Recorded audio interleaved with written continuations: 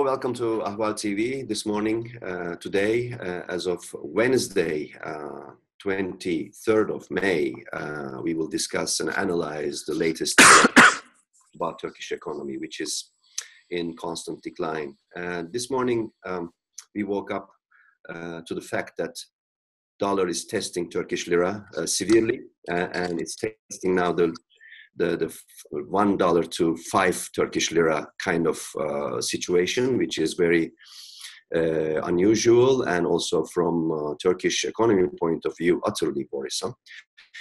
Now, looking at this picture, this snapshot, I have two guests from Ahval team, Güldem Atabayşanlı. Welcome, Güldem. Hi, Yavuz.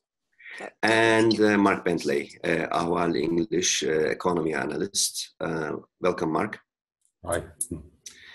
Well, now this is where we are, more or less. The central bank in action this morning after the Tokyo Stock Exchange testing the, bringing Turkish lira to new lows.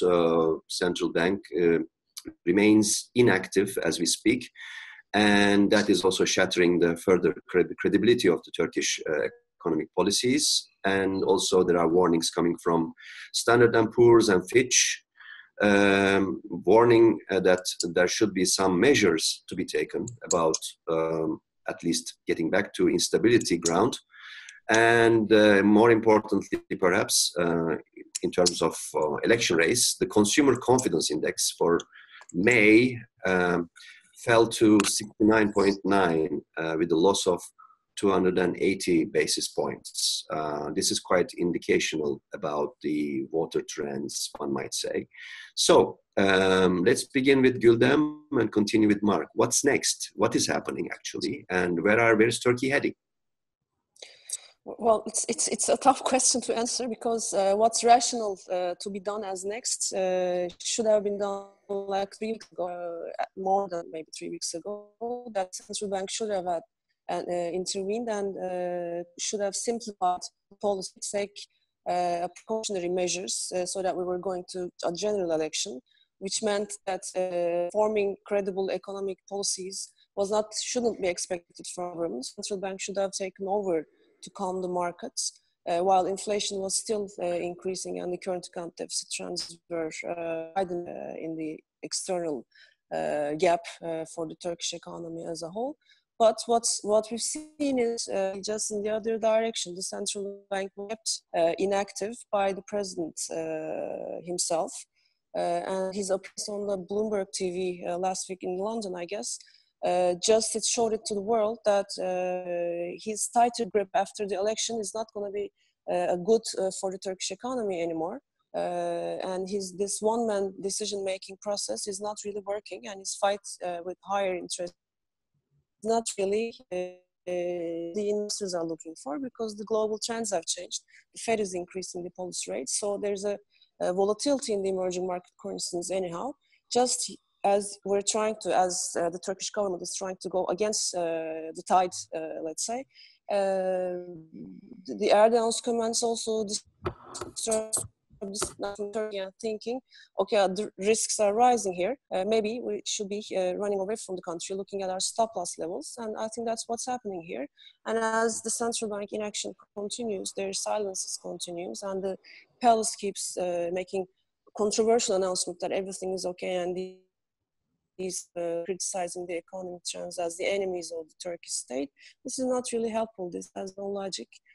So I think it's not easy to answer where we're heading to, but it's like we're going to straight into the wall at a faster speed, I guess. Okay, Mark, regarding what's next, given the circumstances, can it be argued that the confidence in Turkish economic policies under the current conditions is shattered for good until a powerful statement or change of direction is on the agenda or made public? Or what is your take on where Turkish economy is heading right now? Well, I think there's so to speak, a storm of bad news going on. I mean, Erdogan's comments are just the latest. People are really concerned about his authoritarian slant. moving over to economic decision making, and he proved that last week that this may well happen. So all the bad news is basically going out of the window for investors. I mean, Turkey's no longer an EU candidate. It's not an IMF client. It's investors are having real trouble pigeonholing the country with Erdogan taking Turkey out on its own and trying to make it into a regional power.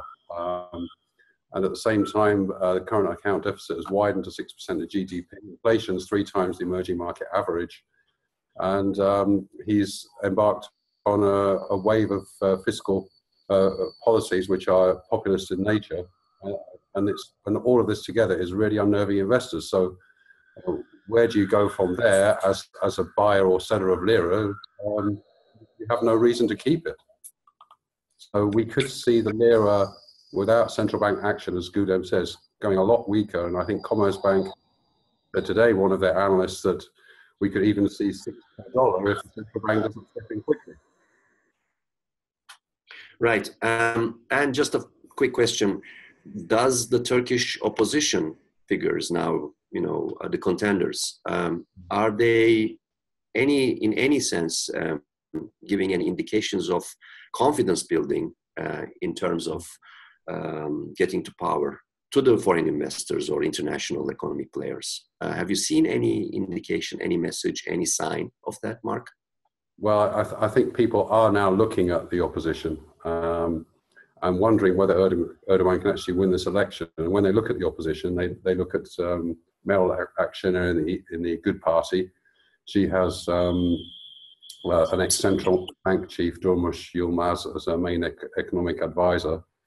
And then in terms of Republican People's Party, the main opposition party, we have Faik Öztürk, who's the ex-Treasury chief of Turkey's previous IMF program, who's very, very well respected. And I think with either of those representatives of those parties in the presidency, then we could well see a rally in Turkish assets if they were to win now. Okay. Thank you very much for your contributions, Güldem. Thank you. You're welcome. And Mark, thank you. And we will continue to monitor the situation. Bye.